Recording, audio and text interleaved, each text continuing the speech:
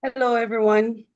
All right, so welcome to Constructing Your Course Container for Effective Communication. I joined a little bit late, so if you're like me, also welcome to Digital Pedagogies for Sustainable Development Conference for 2024.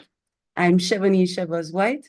I'm a lecturer at the University of the West Indies, Mona, under the Faculty of Humanities and Education, and attached to the department, the Caribbean School of Media and Communication. So a little bit about me. Everybody calls me Chevy, right? Don't get into the tongue twister. I have an amazing husband. I have an awesome sauce daughter. I've been an educator since 2010, and I'm also a business owner. So I have an icebreaker for you.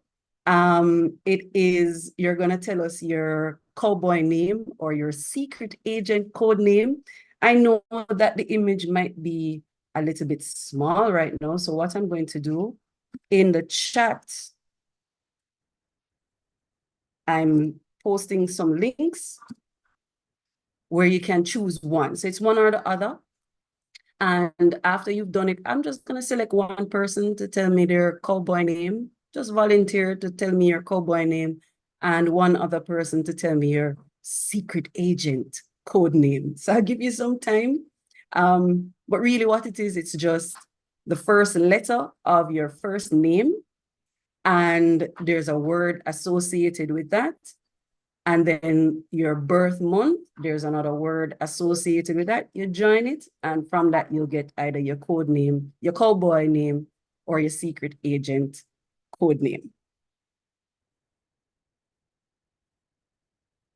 So I'll just give you a few to put that together. Oh my goodness, everybody, some persons are already putting up.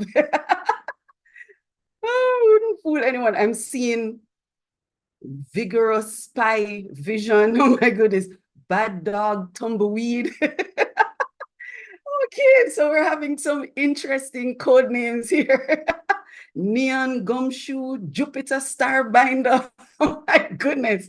Oh my goodness. Manic Sky Runner, Crafty Neon. Oh my goodness. I cannot keep up. I just cannot keep up. I'll tell you mine. I'll tell you mine. Mine, my cowboy name is Dusty Lone Star.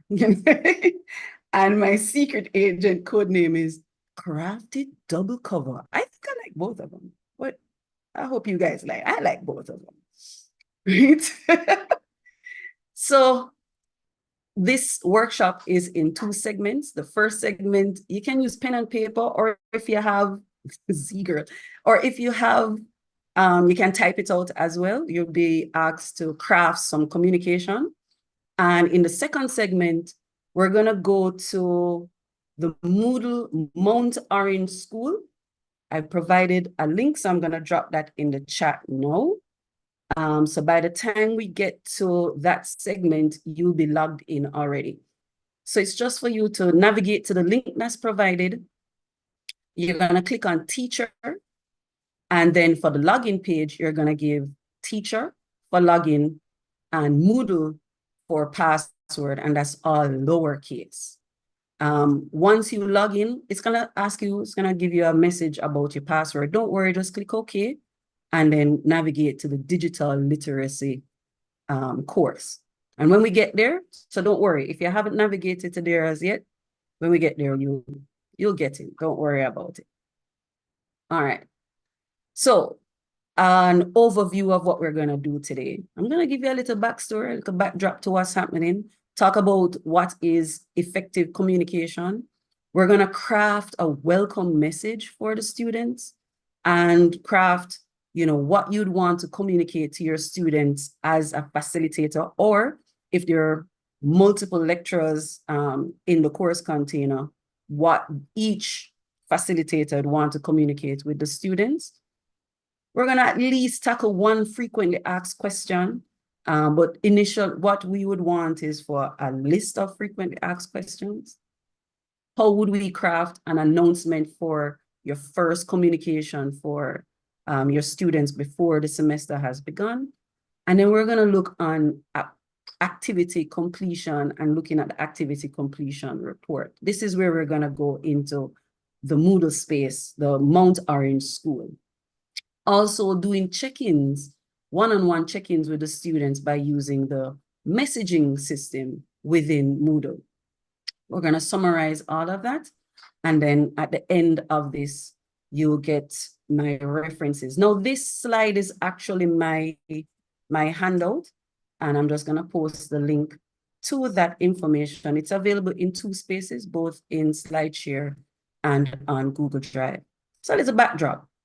Our students are anxious, especially when it comes on to first-year undergraduate students. They don't know what to do. They don't know where to go. They don't know how to interact. It's a new space. It's a new environment. And so they're anxious.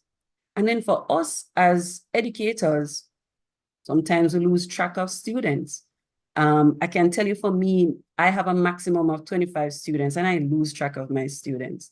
And so I can just imagine some of you where you have 50 students, 100 students, 200 students, you know, what happens there? And then you forget what was communicated. So you said something in week 2, and then you're expected to remember what you said by week 12, you know? So my aim is to facilitate students as best as possible to complete their courses. And how do we do that? We try to strike a balance, right? So for the students, guide them without having to meet with each of them one-on-one. Can you imagine you have 100 students and you're meeting with them one-on-one every week? That's crazy. And then as educators, keep track of the communication and the progress of the students as the semester progresses. So I just want to highlight this.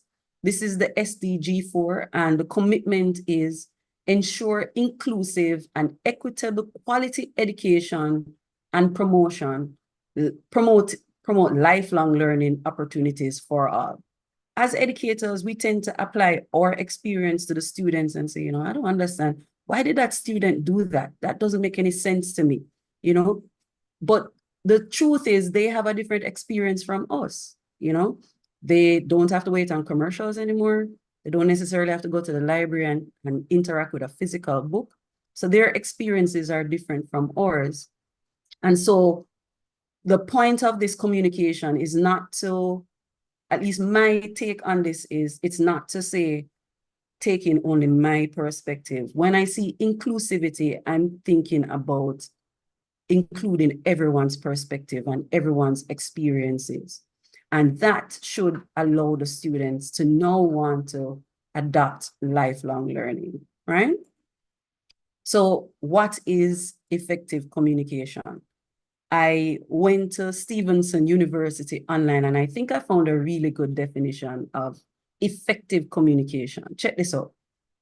When communication is effective, it leaves all parties involved satisfied and feeling accomplished.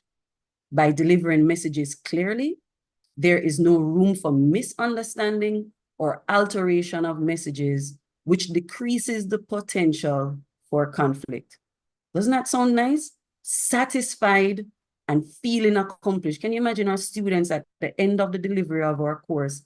They feel satisfied and accomplished. And we as the instructors also feel satisfied and accomplished. My apologies for the alarm in the background. So I'm proposing to you that we can use our learning management system to gain this satisfied and accomplished feeling. And the one that I'm proposing is Moodle. Moodle is what is used at the University of the West Indies, Mona. We recently upgraded the version that we're using. So we've moved away from what we call, the pet name is ORVLE, and it's now VLE. I am aware at other university, UWI campuses, Moodle is also used. And for those of you who are from other institutions, you might be using Moodle, and if not, you're supposed to be able to do the same activities using the learning management system that you have access to. So I'm proposing these 6 communications. A welcome message, you know, prepare a message to the top of the course container, introducing your students to the course. Information about the facilitator. And you're going to include your contact information, your qualifications, and your why. And Michelle just spoke about the contact information previously. You know, you want to be careful as to what type of information do you share, but you need to also still be cognizant of the contact information that you share with the students. The students should be able to find you in some way. They have a question, they need to be able to reach out to you. I say qualifications because most of the time students want to feel assured that the person who is delivering the course is skilled and they understand, they know what it is that they're delivering. You want to give them a level of comfort. And this is just a recommendation as to your why. And I'll talk about that a little bit later. Frequently asked questions, provide the students with answers to questions they usually ask from one instance to the next of the course. So a lot of us, we've been teaching courses from one semester to the next. It's the same course from one semester to the next, or from one academic year to the next. And it's the same questions that are coming up, about assignments and due dates and blah, blah. You can actually create a frequently asked question so that, again, the students are assured of what is happening in the course without having to contact you directly. Announcements, that's a weekly announcement, will help students adequately prepare for classes. And a roundup will summarize the classes activities for that week. So what we're going to do for today is that you're going to create an announcement for your first announcement. So that will be before the class actually starts, before you have your first synchronous lesson with the students. However, you can do roundups as well. So as the weeks or as the sessions go by, you summarize what activity had occurred in the lesson that day, and then you give them information as to how they can progress, how they can prepare for the next session. And then activity completion, we're gonna set that up. And what that does is it allows the students to check off if they have completed an activity to track their progress. So the student can use it to say, yes, I'm doing what I'm supposed to do. And then the instructor can track it as well to say, yes, this student is on target for the course. And then lastly, it's using the messenger feature within Moodle to do check-ins. So message students one-on-one if they have fallen behind in completing class activities. So this is not a regular activity. It's not that you have 100 students and you are messaging 100 students one-on-one. These are the students now that have fallen behind, and you can now message them to find out what is happening there. But this is a workshop, right? The organizers would kill me if I continue talking. You're supposed to be doing activities. So let's do some, let's do some activities. And this is going to be, I think, Square Share. I'm not sure who to ask to assist me with the breakout rooms. But as soon as I ask, could you just simply create random breakout rooms of groups of 4, please, where necessary. Is the person here? Will they be able to assist me? Yes. Yes, no, maybe so. All right. Yes. Okay. We have persons who will be more than happy to assist. Okay, awesome. Thank you so much. So what you're going to do is you're going to craft your welcome message. So you can write it on paper if you want, or type it out. I recommend putting in the course code, the course title, maybe the summary of the assignments, the tools that they'll need for that course, and maybe what they'll need to be successful. And you're going to do that individually here for about a minute. And then at some point after the minute has concluded, I'm going to put you in the breakout rooms. And I'm just going to ask one person from the breakout room to just say, this is what I have. And you guys discuss it with one another on how to make it even better and more engaging. We will return to the main session, and I'm going to choose maybe 1 or 2 persons, 2 groups. What message did you craft for your welcome? So I'm going to give you the minute now. Start writing, start typing, and the information is on the screen. So I'm going to put in the chat what it is that you need to do so that when you go into the breakout room, you'll still have the information available to you. All right. So I'm going to ask you now to open the breakout room for everyone for me, please. Thank you. Right, so I spoke with Nadia, and she had volunteered, right, Nadia, to show your, so I'm going to stop sharing my screen, and I'm going to ask you to show your message. It really isn't a welcome message. It's an announcement, but I still liked it. So I'm going to ask Nadia to share hers. All right. So as you can see, Nadia has information there about what is the course code and the course name, right? She's given information on when is the class and the time. This is very important because a lot of times they don't check the schedule. So this is a lovely announcement to be sent before the class has started, but I still like some of the elements that are in this. Thank you so much, Nadia. See, that wasn't so bad. You can't stop sharing. I'm sure Nadia was you're sweating bullets, right, Nadia? I am, yes. Don't worry about it. So I wanted to tell you some of the things that I've done, which was I've been using Moodle for some time now, even before I was a lecturer at UWI, and I've created different types of welcome messages, and I just want to tell you the advantages and disadvantages of each. For the video, I didn't do it in front of a camera and sitting down by a desk. I just held a camera in my hand. I went outside and I just pointed the camera to myself and I spoke. And that was nice because it was engaging. The students saw your face, they saw your mannerism and got a sense as to who I was. But if there was a change to be made, if there was any update, I'd have to go back outside and fix up myself and everything and point the camera to myself again to do that welcome video, right? So that's the disadvantage. It's an engaging but difficult to edit. And then I use slideshows, which I use Prezi to do that. So I've given 2 examples in the handout.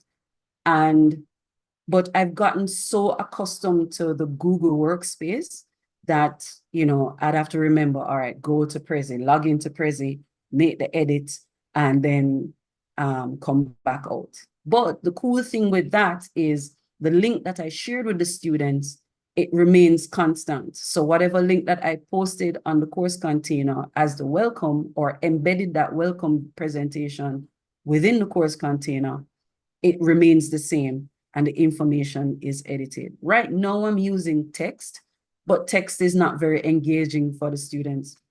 You guys, you're educators, or most of you are educators. The students don't read. So that's the advantage with the text. It's easy to edit it because it's right there in the course container, but it's not very engaging. So we have to find a balance between the two, right? So on to the next exercise. We're now gonna craft the facilitator information. And again, so before we go into the breakout room, I want you to start writing what information you would want to communicate with the student. You can think of your name, maybe your educational background, you know, what's your experience? What have you been doing as a professional? If you have it, you probably want to think about your why, you know, and if you have a teaching philosophy, you may want to think about writing down the teaching philosophy as well, and contact information. So what I'm going to do as usual, just to copy and paste this list in the chat so that when you go to the breakout room, you have that information as a guide as to what to write. So if you haven't started writing as yet, I'm going to give you some time to write, and then we're going to go into the breakout room in about another 30 seconds or so. So the magic of pen and paper. Or if you have your computer, you can type it out. That's fine as well, no problem.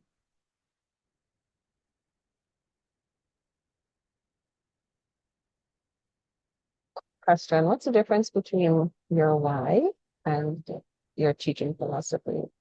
I got them from two different sources. And so that's the reason why I've kept them separate. But the why is usually a one sentence. Your philosophy can be multiple sentences or multiple bullet points. I use bullet points for mine.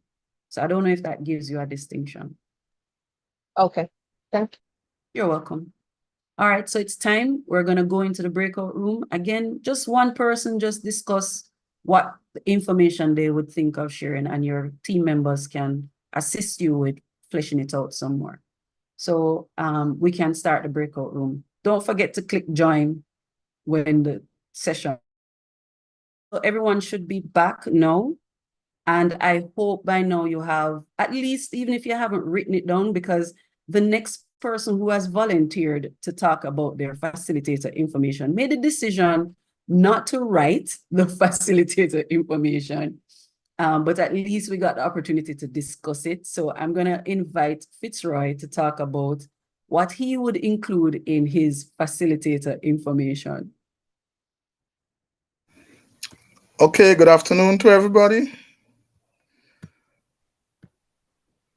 Good Am I afternoon. being heard? Okay, good. I'm hearing you. Okay, I'm good hearing you. Good afternoon. Great. So I will include my name and years of service in terms of other educator, how many years I've been doing what I do. And my specialty, the area in which I specialize, is my strongest point. And my philosophy, I think this is important as to how I look at learning, teaching, and how I look at pursuers who decide to make the best of opportunities in terms of education. And I will give some contact information. I like that. Does anyone have an alternative view from Fitzroy? Sorry, mispronouncing it. Or do we all agree with Fitzroy's perspective on what to include on the facilitator information? All right. Yes. Hello, sorry. Perhaps I should have put up my hand. Go ahead, please. Go ahead. Okay. I have a question about the contact information. Yes. Some institutions promote the Data Privacy Act. Yes, correct. Can you clarify what's the most recent take on that? Why are you putting me? I am not the University of the West. All right, let me tell you my understanding, right? Your information shouldn't be shared without your permission. So for the students, you cannot share their ID number, their email address, their phone number without their permission. And it's the same thing for you. The students shouldn't be sharing your information without your permission. So what you can do is, if you're asking for information from the students, you can say this information is going to be used for this particular purpose. And once it is used out, and then they can opt in to provide the information to you.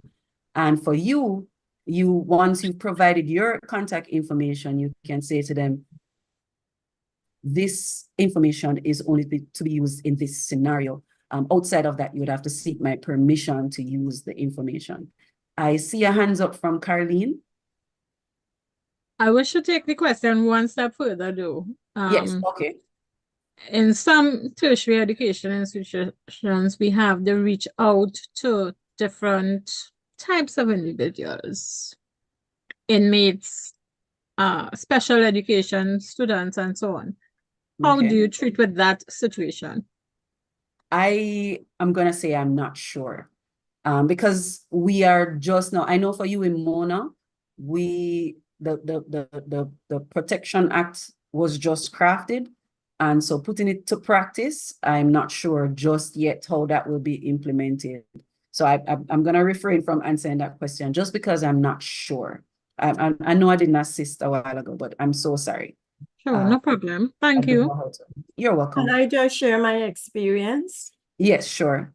Initially, I used to give the students both my phone number and the university's email that they have given us. Mhm. But then I had this problem where students will call me round the clock anytime, any hour, although I had given them a time frame. And so in going forward, I have this one class where I have chosen one student that I feel that was real confidential. Don't ask me how I decided on that. I just came up with that. And so I tell all of them, if the email is too slow to contact me through him. And so he will call me. Is this one boy, man among other women, okay? And so I think that was one of the deciding factors. And so I will tell them, call him. And if there's an issue, like if I say set up a Zoom meeting and I don't see it or I don't get you, I will WhatsApp him. And so I just deal with him alone. But I have promised myself never to give out my number to students again. But in fairness to them, sometimes I won't always check the email. So he will be faster to me. Like if they call give him, them, yes. he will text me. And so I can respond in a timely manner. But I do not plan to give students my phone number anymore because they don't have no time and place, although they're big people, grown people. But I can give them the university's email address, and so I Email address, expect them to yes. communicate with me through that medium if they don't want to use this guy. I understand. Thank you for sharing that story.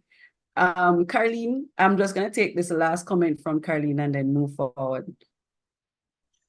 Okay, good afternoon, everybody. Good I was just afternoon. going to address the whole contact information thing as well, because I am not sure other departments, like I'm from the nursing department, we have affiliate schools. So there have been times when I would have to put a disclaimer there, especially for the teachers of the other campuses, because they in turn will give your information out to students. I've had students from other campuses calling me directly, and I'm like, where did you get my information? So I had to put a disclaimer there, especially for the teachers. If they need to get in contact with me, contact your course lead or your teacher from your campus. Yes. And then for the Mona students, what I do is I give them a time frame from 8:30 to 4. That's the only time you can reach me via phone. Every other contact, please to put it in an email. And depending on what is being discussed, if they do get me via phone call, I will ask them to put it in an email because I may need this information for evidence or data at other points. Exactly. Depending on, because our students are rather skilled. They are. Okay, as for me, there is one other section that I may not. Okay, from my experience, I am a clinical ER ICU nurse. I would put I am not a nursing educator. I am a nursing administrator and facilitator. And in that, there's a lot of teaching that goes on. So hence how I ended up in education. Okay, thank you. Yes, no problem. Thank you so much for sharing that, Carlene. No, you can reference this in the handout later on, but I've given you what I usually give to the students. This is the actual photo that I use in the course container, and I list out my experience, my education, so they feel a little bit more comfortable with me delivering the course. There's a book. So someone had asked, what's the difference between your why and your teaching philosophy? There's a book called Find Your Why by Simon Sinek. I hope I pronounced his name correctly. And through that exercise, I came up with to help others to be their best creative selves. So it's just one sentence. And so again, my students should know, I'm trying to fuel their creativity. And through my teaching philosophy, they'll know that I'm trying to aim for fun. I'm trying to use technology. I'm trying to get them to not use me as their source of information. And I'm trying to develop them into business professionals. All right. So I am one of those persons that do actually share my phone number.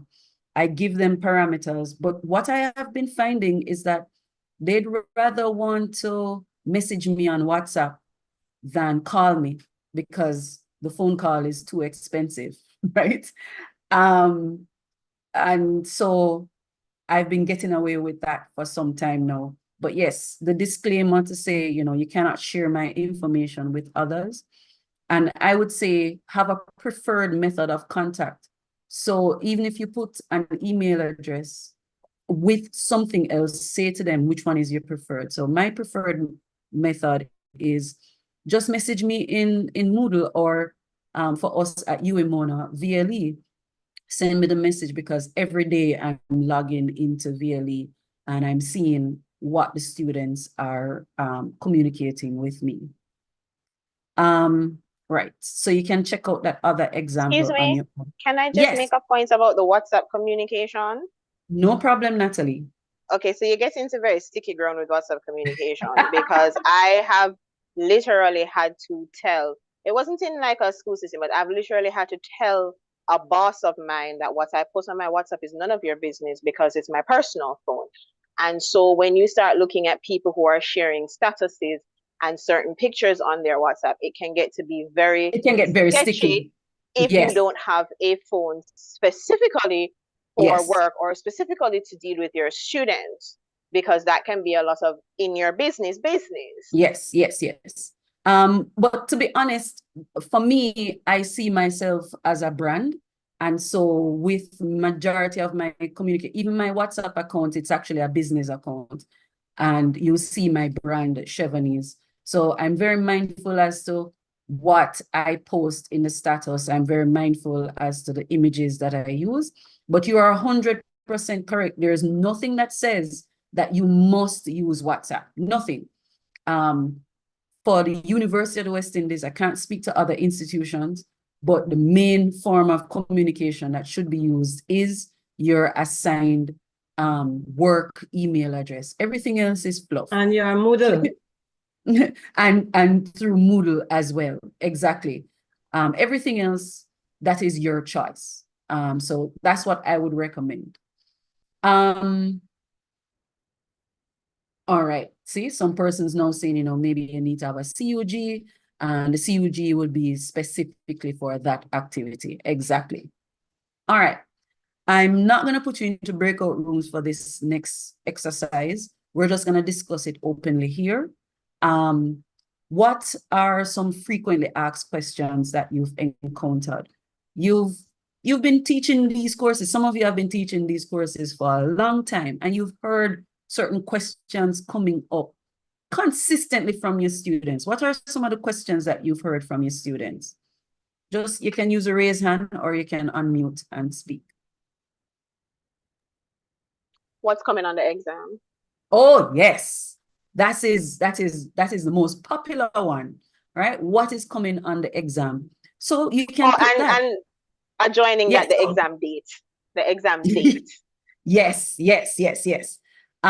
So that's something that you can put in your frequently asked questions. What the exact statement. So what is coming on the exam? And then you have a response to that. I love that. My colleague, Paula and Porter. Hi, Chevy. So the course I teach has an assessment that's a journal. After each class, the students are to journal. A frequently asked question is, what happens if I miss a class? Can somebody else tell me? And then I just write something. Okay. And so you can now prepare that response to the student. So again, what if I miss class? Can I still journal? And it's either yes or no as a response. And then if it's yes, these are what you're supposed to do. If it's no, this is the reason why it's no. Stuff like that. I like that. I like that one. Okay. I hope Chevanese, my students, yes, like to ask the question if they can, if the Moodle date closes, if they can send the assignment to my email. And I tell them no. I will open back that Moodle extension for you. Exactly. I want the evidence provided there, the date and time when you submitted it. So I say no emails. Don't send assignments to me on emails. I agree with you 100%, Winifred, and that's actually something that you can put in the frequently asked question. Can I email assignments to you? No, you need to submit it through Moodle or through the learning management system. You are 100% correct, because anything can happen. And the students say, oh, but we have this issue in the animation program all the time. Oh, I emailed you my assignment. No, that's not the policy. From the very first class, I communicate to them and say, once you're submitting your assignments, you're submitting it through the assignment container on the learning management system. So I like that one. Thank you for sharing that one, Winifred. I hope I pronounced the name properly. It's Semonique. Very good. Simonique. Well, I'm at the community college. And one of the Yes. questions I get is, well, two questions. Where is the course material? They can't seem to locate it at times. And the weighting of the assignment. Some of them strategically try to go through the weighting of the assignments at the beginning to see where they can not do an assignment and make Yeah. up in another assignment. Yes. And so they usually ask, is it that I have to pass all the components to pass? I don't know if anybody gets that. Yes. Yes. I actually, even in my frequently asked, I can't remember if I have it in my frequently asked questions, but I do have it somewhere in my course container that says, you need to get 50% overall in order to be successful in the course. But yes, they do that too. They're crafty little ones, But I'm hoping you're seeing that you can now use the frequently asked questions to direct them, so that way now you're not having to field those one-on-one questions. You know what is coming. You put it in the frequently asked questions. If them ask, you can say, did you check the FAQs? Check the FAQs. There's an answer there for you, right? And that will get them in the habit of checking the FAQs before they come to you and, asking you those questions. So I used to use a glossary in Moodle to do my frequently asked questions, because it was really nice. I can just jump to the different questions. But I was having an issue with when the course was transported to the next instance of the delivery of the course. And so I decided to opt out of the glossary and created a Google document with it. So they can just simply scroll through the Google document. I think I'm going to have to talk to MITS to find out more about that, transferring the glossary to another instance of the course. All right. So we're going to look now on announcements and roundups. Let me see. Oh, I'm sorry. I didn't see the question, Sarita. Someone asking if I accept late assignments. I honestly do. My students are, because they're creative students, sometimes they get very overwhelmed. And so carrying 5 courses sometimes can be a little bit too much for them. So I still accept. I don't have a cutoff date on my assignments. So I have a deadline date, but I don't have a cutoff date. The only time I cut off the assignment is when I've completed marking the assignment, and then I cut it off so that no other person can now add after I've marked it. I don't know if that helps. Question. Oh, that was one of the frequently asked questions. Yes. Could I ask you a question? Sure, no Maybe it's problem. off topic. I think it may be off topic. If it is off topic, we can veer on for another. What's the difference between your cutoff date and your deadline? And if you are marking, do you give the ones who have completed back their marked assessment for formative feedback for the continuation of the course? And does it conflict with those who haven't submitted? All right. So yes, wow, you just asked me some very powerful question there. Thank you so much for tickling my brain. So firstly, the cutoff date, students cannot submit. The portal, the assignment container won't allow them to submit after that cutoff date. So you can set a deadline for the assignment, but they'll still be able to submit after the deadline. It will just mark the assignment as late, but the cutoff date now says no more, you cannot submit anymore. So that's the reason why once I mark the assignments, I set the cutoff date at that time. So that no one can sneak in an assignment after, because they like to do that too. Oh, miss, I submitted my assignment, and you already marked the assignment, and then you realize student submitted it 50 days late, you know? So that's the difference. So when I cut it off and no one is able now to submit after that date, then yes, they'll get their feedback at that time. And it shouldn't be a conflict with someone who hasn't submitted, seeing what somebody else has done to then now get better grades. I see a hand up from Rhonda, and this is the last one for this segment. And yeah, sure. I tend to penalize students for late assignments simply because I do not want the trend to be I provide a very good excuse, and therefore I am not penalized for late assignments. So because they know they will be penalized, I tend to get all my assignments within the given period, you know. Yes. And that's actually what I practice as well. They get some kind of penalty. I've interacted with other educators. They said they're gonna give them a letter grade down. Some person said it's gonna be like 1% each day it's late, it's 1% off or 0.5% off.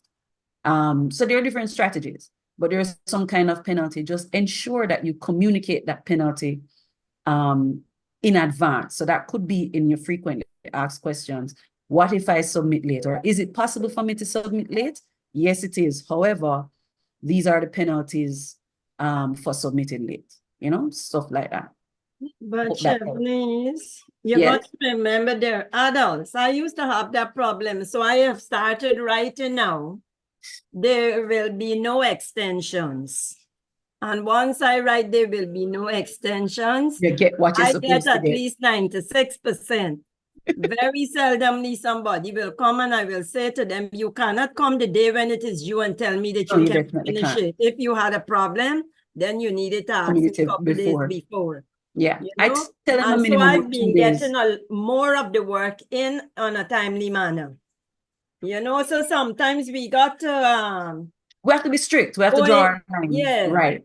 Yeah, you man. have to come up with something to meet the students when you realize they're bent on doing their own stuff. Yes, I agree. And that's what I was saying.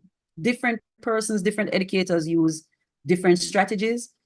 What I would recommend to you is decide upon what is the strategy that you're going to use, and then make sure that that is communicated with the students in advance so that there's no issue when it's at the point of submitting the assignment. That's when they're finding out they're going to get a deduction or they can't submit late or anything like that, right? It's communicated in advance. And the frequently asked questions can definitely assist with that. All right. So I'm just going to pick on one person. And let me see if she's still in the session. I'm being naughty, everyone. I saw someone in the session that I know. And so I think I'm just going to call her out to assist me today. Thank you very much. I'm not seeing the name now. Camille Berry, are you in here? No? All right. I just saw another name that I know. So I'm going to call you out. Olivia Bravo. Another one of my colleagues. I was hoping you wouldn't call me. So but I'm here to help. How can I help? Thank you so much for volunteering. Isn't she nice, everyone, for volunteering? Olivia, if you were to craft a message to your students before you even start having synchronous sessions, whether it's an online class or a face-to-face class, like a day or two before, what are some of the components you would put in there to communicate to the students? How would you craft it? Well, in terms of topics, well, first of all, I would want the message to be short. So probably a minute, no more than 90 seconds. Welcoming them to the course, introducing myself, just in brief, because that information sometimes appears on in my course container. And tell them a little bit about the course, just, in a few seconds, and try to communicate my interest and excitement and enthusiasm to them about the subject matter and about meeting them. Also, I would encourage them to browse the course container before the class begins. You're excellent. You're an excellent student. Thank you for volunteering. Anytime. So we even saw Nadia's welcome introduction email before. And one of the things she had included that I loved was that she said what was the date and the time that we're going to meet. So CARIMAC, what CARIMAC does is we have the Google Maps location for the spaces, so especially my first year students. What I do, I also include the link so that they know the building to go to. And once they get to the building, they can say, hey, where can I find this? Where can I find this lab or this classroom or whatever? Because they need to be able to navigate the space, you know? So these are some of the stuff that you want to include in your message. And this is something that you send to the students before your first class. So again, to get them in the mind space of, this is what we're going to be tackling when you get here. Hi, this is me. I'm Chevy. I'm Nadia. I'm Olivia. And this is what you're supposed to expect when we get into the first lesson, when we meet either online or in the classroom. And so another thing that I recommend is to summarize. So I said earlier, you know, sometimes you say something in week 2, and then you don't remember that you're expected to remember what was said by week 12, you know. We're humans, we're busy people, we're teaching multiple courses. It might be difficult for us to remember what was said even the day before, much less 10 weeks prior, you know. So you might want to do a summary. So you've taught the class, whether again, it's face-to-face or online. You send out an announcement saying, okay, this is what we covered in the class. And this is how you prepare for the next class. I started to tell you, my students are introverts. And so I had to do some research on introversion so that I can understand their behaviors, right? And one of the things that I found when I was researching introverts was that introverts, they don't react. They have them in the classroom, and you just call upon them and you say, and like what I did to Olivia a while ago, you just say, answer this question. They might not answer you because they're not mentally prepared to interact that way within the classroom. You can't surprise introverts with what they are supposed to say amongst other persons. So a practice that I've been doing is to prepare the students. I'll even give them the discussion questions that I'm going to ask, like what you see here in this example. And that way now, the key word is should. When they come into the classroom, they are aware of the questions, they're prepared for that engagement. And so we have a better engaging and lively session together. All right. So our next activity is going to actually take us to the Mount Orange School. So for those of you, if anybody had joined late, I'm just going to post that link again. Or if you started but didn't complete, don't worry. I am posting it in the chat. Wait, okay, maybe that's sure. It was copying. Give me a second. It's not copying. Let me see what's happening here. Sometimes it's good to know your keyboard shortcuts. There we go. So navigate to the link that's provided, and then click on teacher. For login, you're going to type teacher. For password, you're going to type Moodle. All of that is lowercase.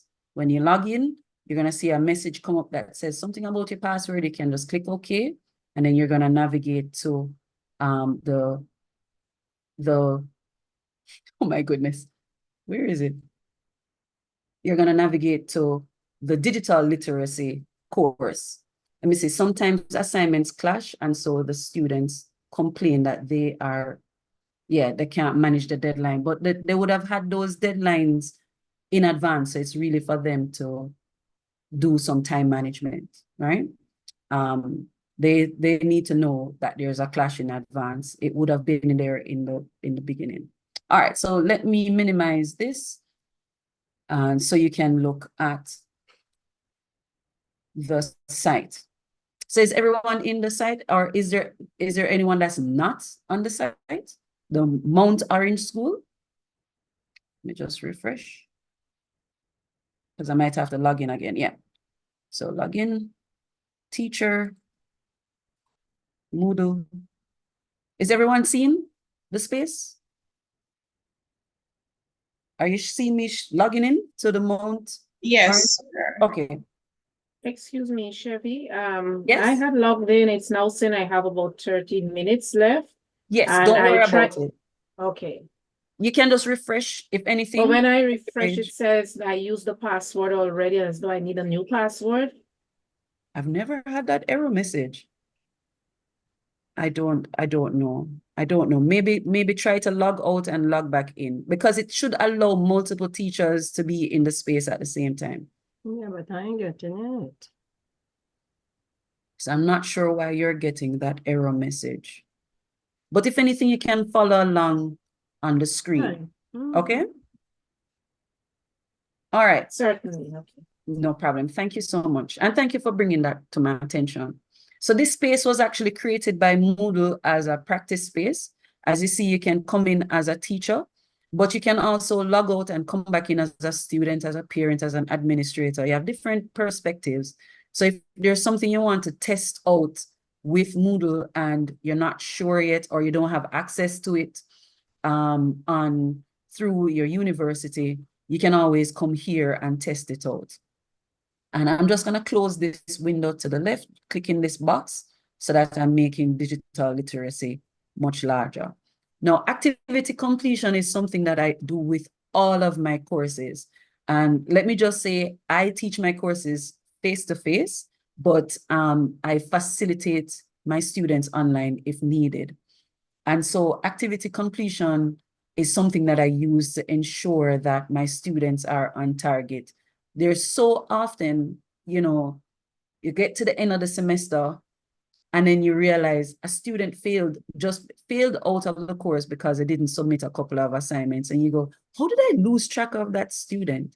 We can use the activity completion to make sure that they're on target. So there are a couple of things that you need to do to make sure that activity completion is set. So everybody's at digital literacy. They're seeing that to the top of the screen. Or yes, I've seen a thumbs up. Is there anyone saying no? Any objections? No? Okay. So under digital literacy, you see. Sorry. I'm saying no because I am not seeing it on my. My thing wants me to change my Google password for everything. It's telling me it's found a data breach, which is, I suppose, you guys. That's what everybody. No, just click OK. Yeah, man. You'll see a password message that comes up. Just click OK and move forward. It won't disturb any of my other things. It should stop you from going to the course. No, but it won't disturb any of my other things. No, man, it's not supposed to. No, not to my knowledge. Don't take I'm not an IT person here, but to my knowledge, it shouldn't affect it. So you'll see under digital literacy, you see course, setting, participants, grades, and reports, right? So the first place you want to go to is settings. Yes. I am not seeing digital literacy online. Where would I find All right. So when you log in, you'll see all of the courses. Yes. Okay, mine is, and you just need to scroll down or use the navigation, and you see digital literacy being listed, and then click on digital literacy. Okay, thank you. No problem. So under the word digital literacy, you see settings. I want everyone to click on settings. And when you scroll down, you'll see a drop down that says completion tracking. So this is something every single course now, depending on the institution that you're at, sometimes this is set automatically. It is set to yes, but sometimes the institution might not set it that way. So you want to just ensure that it's set to yes. So if it's not set to yes, it's just to click on the no and then click on yes. So is everybody seeing yes for both? Enable completion tracking and show activity completion conditions? Or what I should say is there anyone that is not seeing that? All right, sounds like we're good. And then I want you to scroll up to appearance and click on that drop-down menu. And where it says show activity reports, we're going to select yes. And show activity dates, we're going to select yes.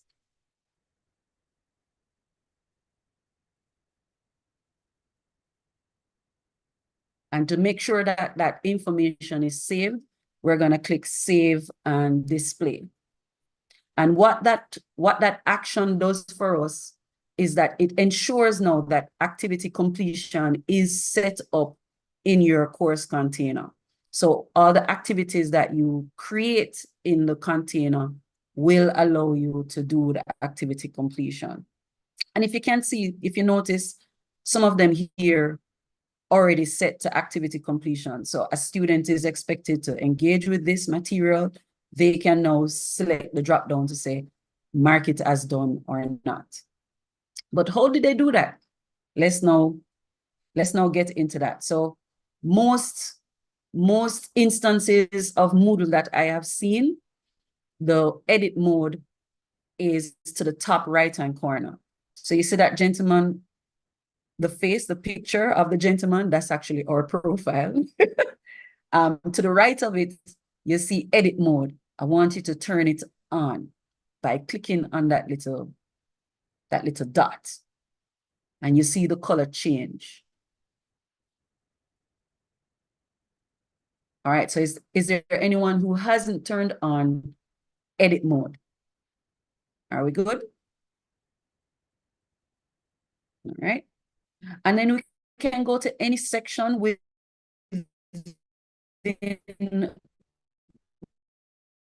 the course container, different versions of Moodle, but all of them have the same phrase.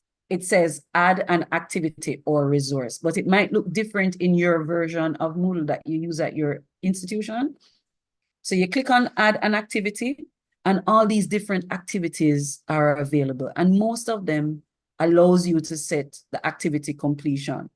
So let's select assignment. It's the first one. They're in alphabetical order. See, A, B, C, D. So we're going to pick assignment.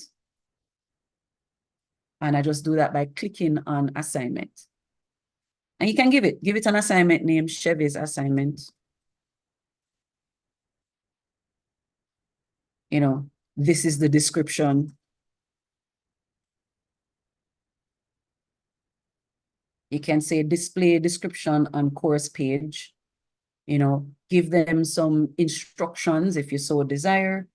Upload a file, whether it is a PDF document, a Word document, an audio file, a video file.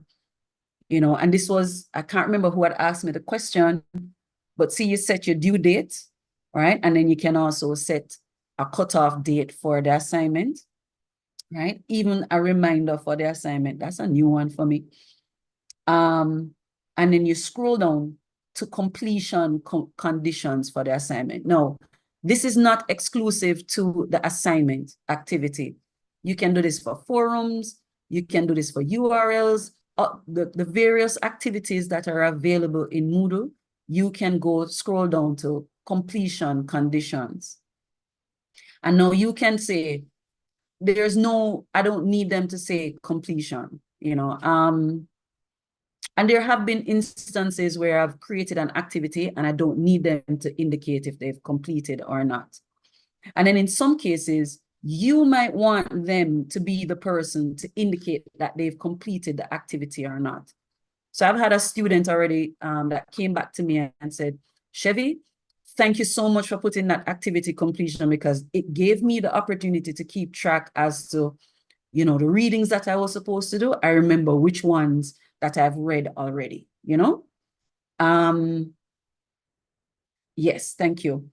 And then you can now also set it where it's done automatically. Some kind of condition has to happen in order for the activity to be completed. To make my life simple, I usually just leave it on student must manually, right?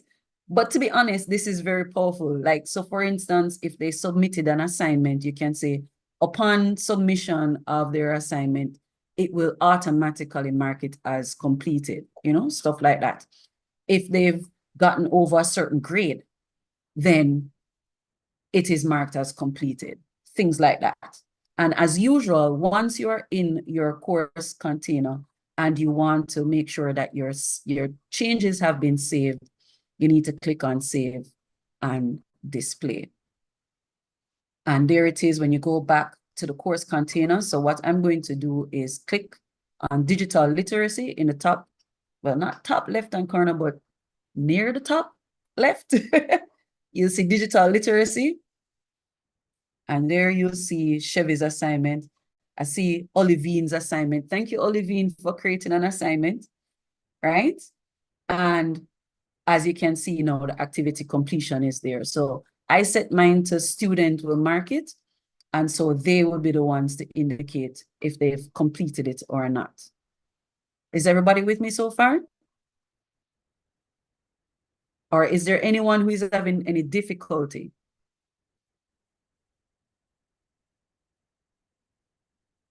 All right.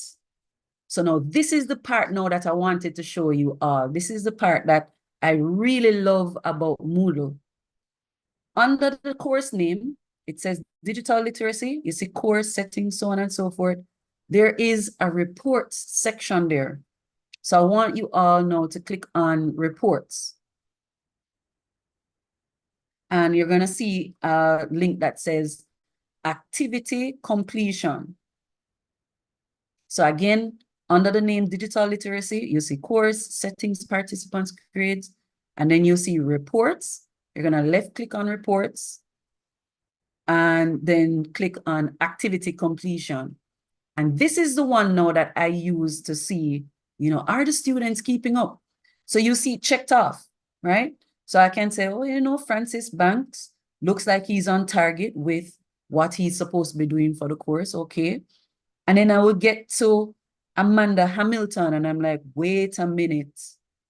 Amanda Hamilton has not, she hasn't been participating in the class. She hasn't done any forum. She hasn't done any activities. She hasn't clicked on the URLs. She hasn't done any readings. Something is here. And that will give me Amanda's profile and you want to see you about. So here it says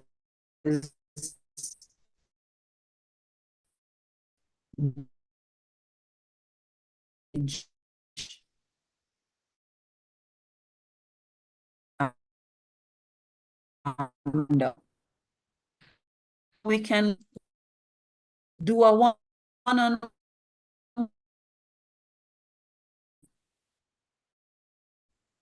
with the two messages, or is it a case where you're not marking them off because you need to mark them off? Or is it a case where, you know, you're not understanding how to use the tools? You know, let's talk about this, stuff like that. And this messenger, this one-on-one has saved me already, guys. I need to tell this story before the session is up. Sorry, somebody saying something? Chevy, could you Yes. just backtrack a little bit for me? On Where how did to- you get, yes, to get that report? No problem. Just check it So on under digital literacy, you see course, settings, participants, grades. And then you'll see reports. Left click. Oh dear, I got bumped out. No problem. So you see course settings. There we go. All right, so course settings, participants, grades. I left click on reports and then I navigated. So see activity completion and then left click on activity completion. So with this messenger, I was telling you how this thing saved my life.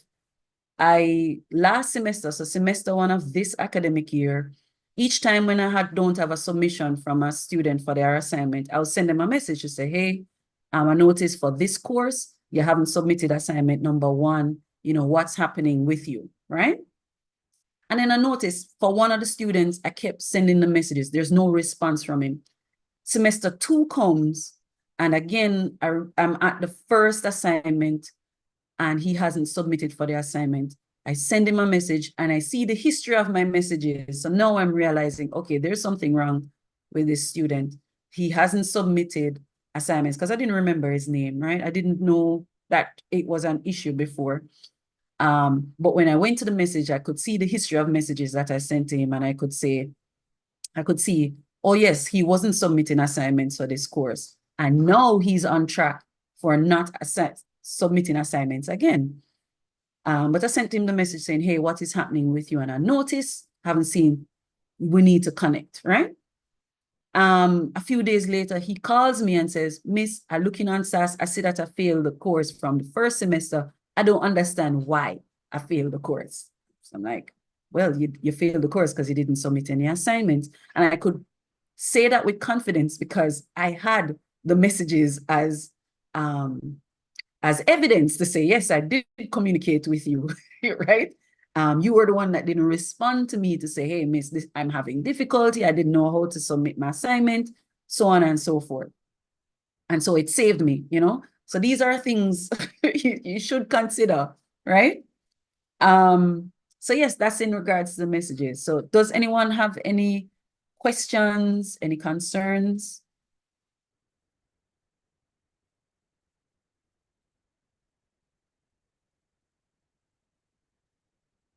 My concern is just like every single semester, you have somebody joining the class in week 7 or something like that. I mean, and then they want to do their assignments.